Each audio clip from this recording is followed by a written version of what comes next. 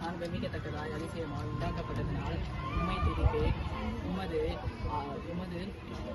கிரியைகள் அதிசயமானவை என் ஆத்மாவுக்கு நன்றாக தெரியும்.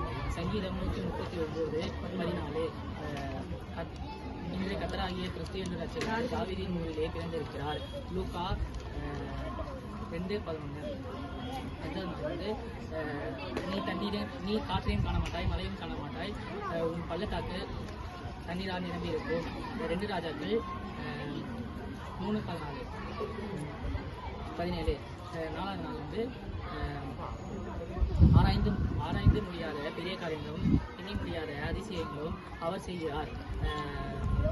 யோபு 5:9.